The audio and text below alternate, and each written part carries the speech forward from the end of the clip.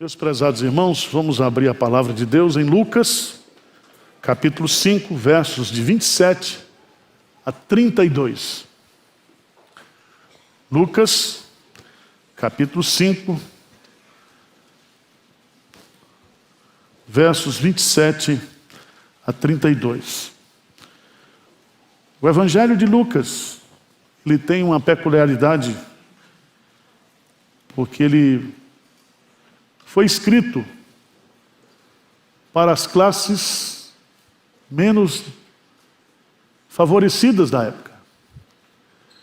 O Evangelho de Lucas é o Evangelho das mulheres, é o Evangelho dos publicanos, é o Evangelho dos pobres, é o Evangelho para todos os homens. E eu quero meditar com você nessa noite, porque Jesus, ele é amigo dos pecadores. Então, se você é pecador, você tem um amigo. E esse amigo é Jesus. Se você é pecador e acha que não é pecador, você está frito. Porque dá mais espaço na sua vida para Jesus. Jesus, ele ama os pecadores. E o próprio Jesus diz: ninguém tem maior amor do que este, de dar a sua própria vida pelos seus amigos. Eu quero ler esse trecho, quero provar para vocês, através de 3 argumentos, como é que Jesus ama os pecadores, como é que Jesus ele se torna amigo dos pecadores. Vamos lá? O texto diz assim: passadas as coisas, saindo, viu um publicano chamado Levi, assentado na coletoria, e disse-lhe: segue-me. Ele se levantou e, deixando tudo, o seguiu. Então, esse Levi lhe ofereceu um grande banquete em sua casa. E numerosos publicanos e outros estavam com eles à mesa. Os fariseus e seus escribas murmuravam contra os discípulos de Jesus, perguntando: por que comeis e bebeis com os publicanos e pecadores? Respondeu-lhe Jesus: os sãos não precisam de médico, e sim os doentes. Não vim chamar justos, e sim pecadores ao arrependimento. Amém. Observe essa expressão, publicanos e pecadores. E eu quero chamar a sua atenção porque o personagem principal desse texto é um publicano. E o que é um publicano? Ele é um cobrador de impostos. Ninguém gosta de cobrador de impostos. Eu odeio a Receita Federal. E o símbolo da Receita Federal o que é? Um leão. Aí eu lembro logo do diabo, que está ao vosso o quê? Derredor. Se tem algum fiscal aqui, fique tranquilo. No contexto de Jesus, existiam pelo menos 3 tipos de fiscais. Tinha aquele fiscal que cobrava o imposto para o Império Romano, e havia pelo menos 3 tipos de impostos já determinados. Eles cobravam somente esses impostos. Existia um segundo tipo de fiscal,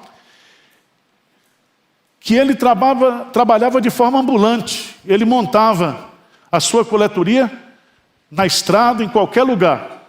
E ele poderia cobrar imposto de todo mundo, desde que ele achasse necessário. A pessoa ia passando com um carro, com mantimentos, alguma coisa. O fiscal parava, mandava tirar tudo e ali aplicava o quê? Um imposto. O terceiro tipo está lá Em Lucas, veja lá. Lucas capítulo 19.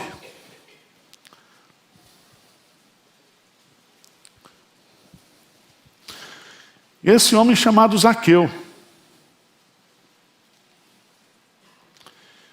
No versículo 2 diz que Zaqueu, ele era o quê? O maioral dos publicanos.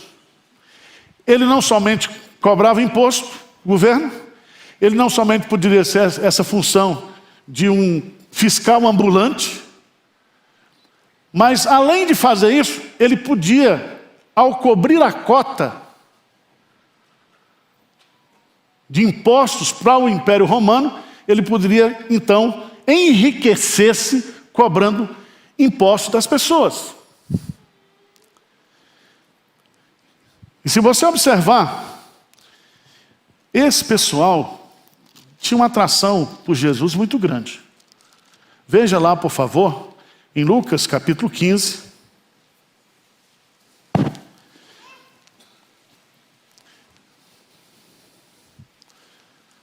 Veja lá, que coisa interessante. Lucas vai colocar, versículo 1. Aproximava-se de Jesus. Quantos publicanos? Todos. Então só gente que não prestava, gente que era odiada pela sociedade. O publicano, ele coloca aí como pecadores, ele era colocado como as prostitutas, como aquelas pessoas à margem da sociedade que eram, de uma certa forma, taxadas como mais pecadoras do que as outras. Mas Jesus e Levi aqui, ele provavelmente estava nessa segunda classe. Levi, ele era um fiscal ambulante. Ele não era um maioral como Zaqueu. Mas veja no versículo 27, que Jesus vai provar o seu amor pelos pecadores, a sua amizade, o seu carinho pelos pecadores, chamando pecadores para serem seus discípulos, para fazerem parte do seu colégio apostólico. Isso é impressionante. E aqui eu queria destacar algumas coisas nesse texto, porque esse texto resume a doutrina da salvação. E o texto nos diz, veja aí, passadas essas coisas, saindo, viu um publicano. Quem foi que viu? Jesus. É ele que vê. É ele que conhece Levi, pelo nome. É ele que toma a iniciativa de ir até Levi para chamá-lo. E a Bíblia fala que o Deus que elege, o Deus que redime, é o Deus que chama. E veja no texto que Jesus vai ao encontro desse publicano chamado Levi, assentado na coletoria, e disse-lhe: segue-me. Preste atenção, esse segue-me aqui é um chamado irresistível. Ele não diz segue-me somente aos ouvidos, ele disse segue-me ao coração. O Espírito Santo estava produzindo no coração de Levi o chamado eficaz. A graça de Deus estava sendo derramada sobre aquele homem. E diz o texto que esse chamado é irresistível. Ninguém, nenhum pecador pode resistir ao chamado eficaz. Você resiste ao chamado ao ouvido, mas quando o Espírito Santo chama você internamente, você não consegue. A graça de Deus é irresistível, o chamado de Deus é irresistível. E diz o texto que ele se levanta, ele deixa tudo e passa a seguir a Jesus.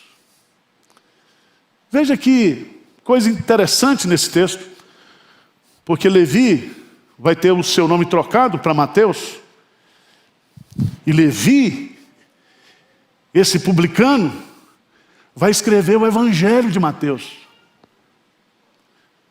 E ele vai se dirigir justamente aos judeus para mostrar que Jesus é o Messias, mas o Messias não somente para Israel, ele vai ser um Messias para todas as nações. Por isso que ele começa no nascimento de Jesus, trazendo os reis magos. Por isso que ele termina o evangelho dando a grande comissão e de fazer discípulos de todas as nações. Então eu queria chamar a sua atenção para esse fato importantíssimo. É que o Filho do Homem, ele veio buscar e salvar o que havia perdido. Então Jesus quer salvar perdidos. Jesus quer na sua companhia perdidos, pecadores.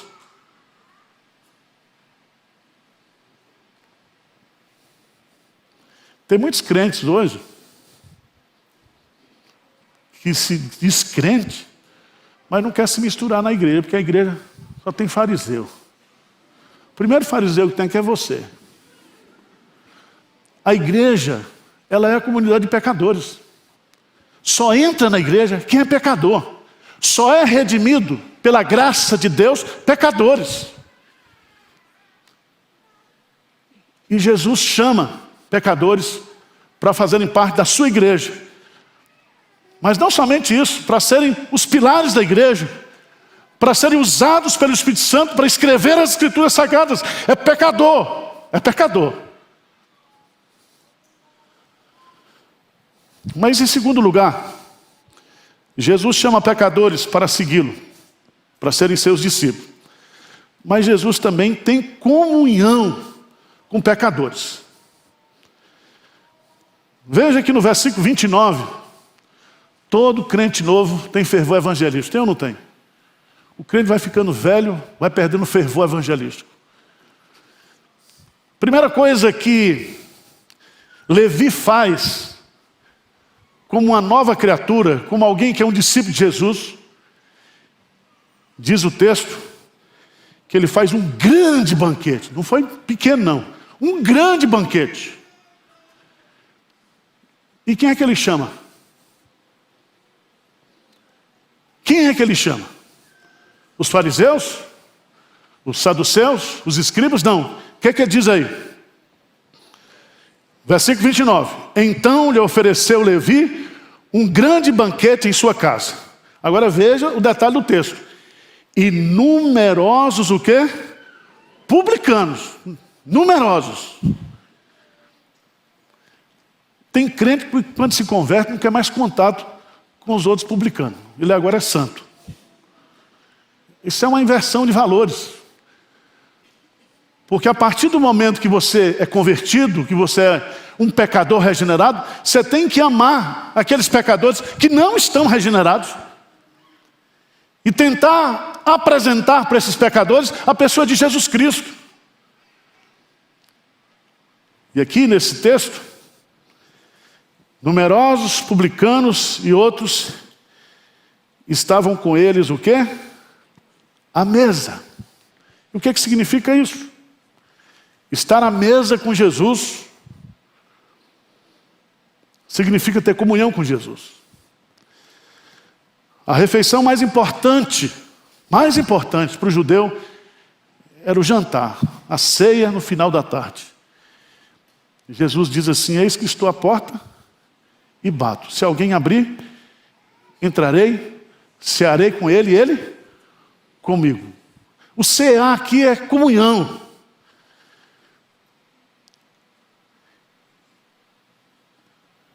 Nós vamos participar aqui da mesa do Senhor.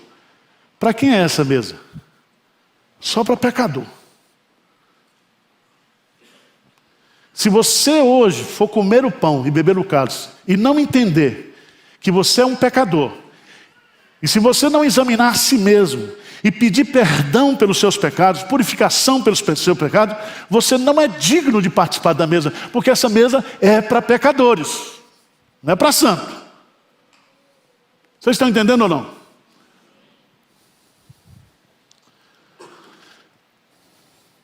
Mas Jesus chama pecadores para ser discípulo dele. Jesus tem comunhão com pecadores. Terceiro lugar, Jesus chama pecadores ao arrependimento. Ao arrependimento. Veja no versículo 30 que os fariseus e seus escribas murmuravam contra os discípulos de Jesus, perguntando: por que comeis e bebeis com os publicanos e os pecadores? Veja que os fariseus, e aqui também os escribas, eles se achavam pessoas especiais, pessoas santas, pessoas que não poderiam estar na companhia de outros pecadores, sendo eles pecadores também, porque eles se achavam pessoas perfeitas, moralmente perfeitas. Os fariseus, eles não tinham um relacionamento social, eles só se relacionavam entre si, eles não se relacionavam com o povo comum, eles não se relacionavam com essa classe da sociedade que eram pecadores. Os fariseus diziam: é melhor você queimar a lei do que dar a lei para uma mulher estudá-la. Os fariseus oravam: graças a Deus, porque eu não nasci gentil, nem nasci mulher. Eles se achavam, eles se auto-reconheciam como pessoas melhores do que as outras. Por isso, dá um pulinho lá, por favor, em Lucas. Lucas capítulo 18. E Lucas vai sempre bater nessa frase. Versículo 9 do capítulo 18 propôs também essa parábola. Alguns que confiavam em si mesmos, por se considerarem o quê? Justos. Não é que eles eram justos, eles se autoconsideravam justos. Mas não somente isso, eles desprezavam os outros. E aí vem a parábola: dois subiram ao trono, ao templo, com o propósito de orar. Quem? Um fariseu e o outro o quê? Publicano. E aí o fariseu, ele se põe de pé e ele ora para si mesmo. Como diz o pastor Hernando, diante do espelho: grandioso és tu, grandioso és tu. Ele diz aí: ó Deus, graças te dou, porque não sou como os demais. Eu sou melhor do que os outros. E eu estou, graças a Deus, que eu sou bom. Eu sou melhor. E aí ele vai: roubadores, injustos e adúlteros, nem ainda como este publicano. Aí o publicano aqui está na ralé da ralé mesmo. Que ele fala de tudo que não presta, aí diz assim: e o publicano. Mas aí, veja o texto, ele diz que jejua 2 vezes por semana, dá o dízimo de tudo quanto ganha. O publicano, estando de pé, longe, não ousava nem ainda levantar os olhos ao céu, mas batia no peito, dizendo: ó Deus, ser propício a mim, pecador. E a moral da história? Esse desceu justificado para a sua casa, e não aquele, porque todo o que se exalta será humilhado, mas o que se humilha será exaltado.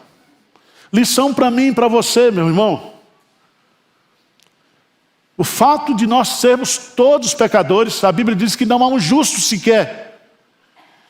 E não é a religiosidade, a prática religiosa, que vai definir aquilo que nós somos diante de Deus, mas é a nossa conversão, é a nossa regeneração.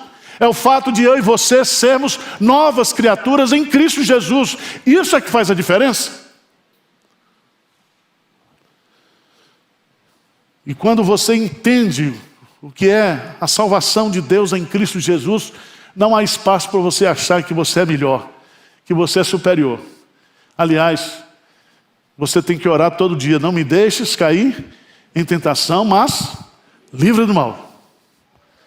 Você ora todo dia: perdoa os meus pecados, os nossos pecados, assim como nós perdoamos os nossos devedores.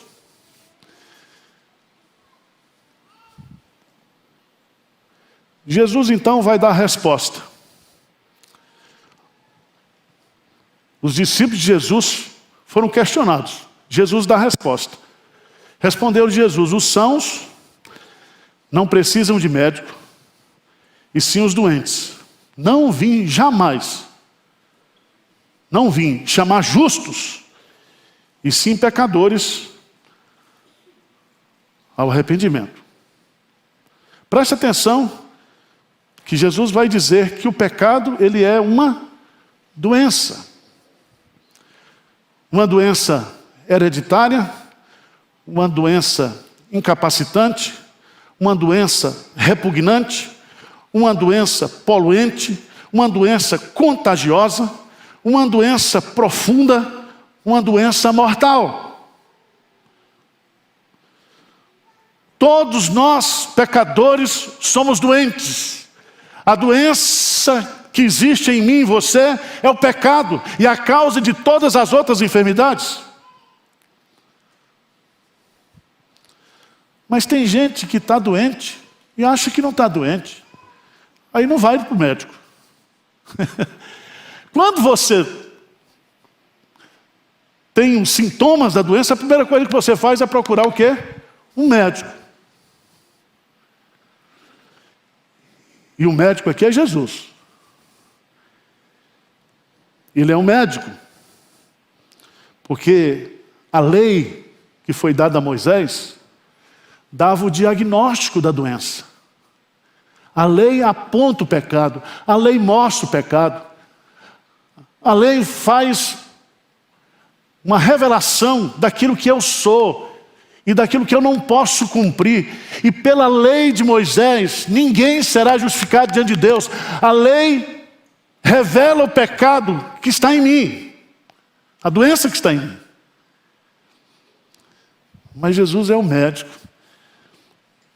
Porque quando você descobre o seu pecado, a sua doença pela lei, você corre então para a graça de Jesus, para o perdão de Jesus, pela justiça de Cristo. Aquele que não conheceu o pecado, o fez pecado por nós, para que nele fôssemos feitos justiça de Deus.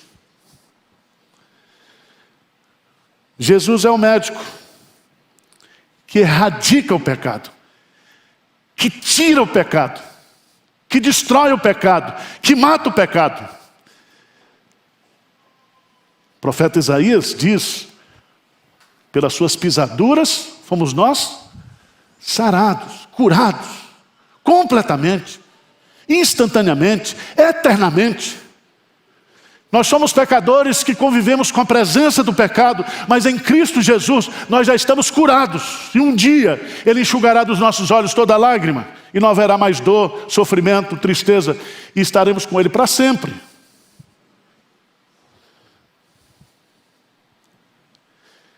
Jesus é o médico necessário. Ele diz: os sãos não precisam de médico, e sim os doentes. E aqui, meus amados irmãos, os escribas e os fariseus são essas pessoas que acham que não precisam de médico, porque eles são bons, eles não têm defeitos.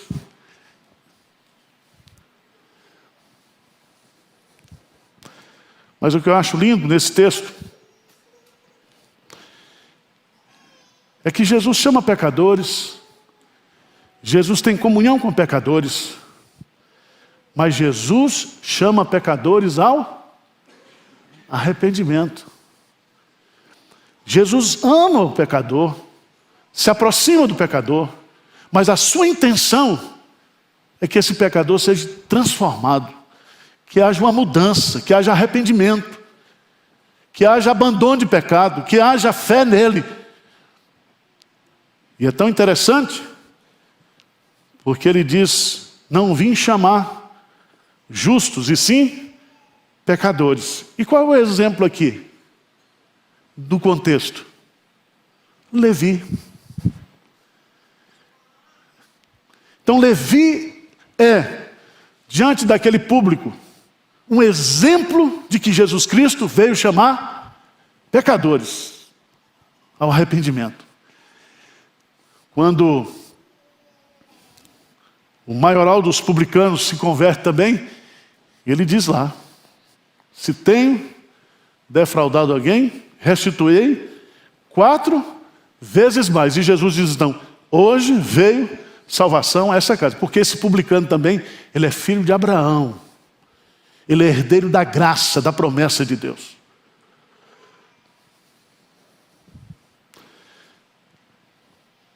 Jesus Cristo veio e vem com poder de curar. O poder de Cristo no Evangelho é o poder de cura, de restauração.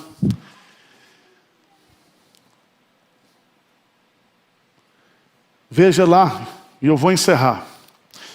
Isaías, capítulo 61.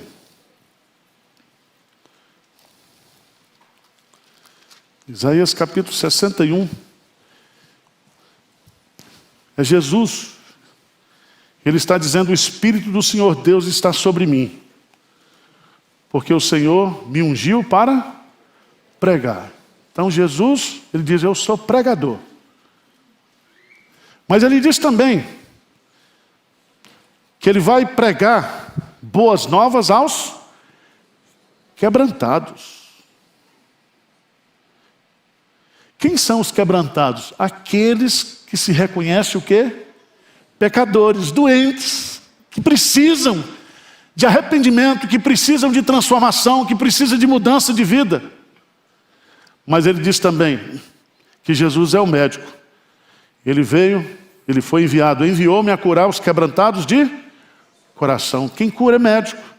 Mas ele também é o libertador, a proclamar a libertação aos cativos e a pôr em liberdade os algemados. Mas ele veio também para ser o consolador, para consolar todos os que choram. Eu quero desafiar você nesta noite, para que você se reconheça um pecador diante de Deus. É pedir demais? É você se esvaziar de toda soberba espiritual, de achar que nós somos melhores. Porque o grande equívoco da igreja é quando a igreja, ela ao receber a salvação de Deus, ela se encastela, ela se fecha e não entende que a sua missão é chamar pecadores ao arrependimento. Então, você que é trambiqueiro e que virou crente, passou para a lei dos crentes agora, você faz um jantar na sua casa e reúne multidões de trambiqueiros que sabia dos seus trambiques e apresenta Jesus para eles. Essa é a nossa missão, irmãos. Essa é a nossa missão. E quando Jesus institui a ceia, que nós vamos participar agora, ele diz: fazer isso em memória de mim. É um memorial. Você traz à memória o que Cristo fez por você. Ele morreu por você. Ele amou você e morreu por você, sendo você ainda pecador. Mas não somente isso. Esse sacrifício que nos salva é o sacrifício também que nos purifica na nossa caminhada. Então, se a Santa Ceia por um mês, você tomou o mês passado, é um mês de pecado para abandonar hoje aqui, para se arrepender. Não sei se você se lembra de todos. Davi fala daqueles que me são ocultos. A gente tem tanto pecado, tem pecado que não sabe. E se aproprie hoje do poder, da cura. Da cura. Bendize a minha alma ao Senhor, e tudo que é em mim, bendiga o seu santo nome. Bendize a minha alma ao Senhor, e não te esqueças de nenhum só dos seus benefícios. Ele é quem perdoa todas as tuas iniquidades e sara todas as tuas enfermidades. Nós estamos curados pelo poder do sacrifício de Jesus Cristo. Amém?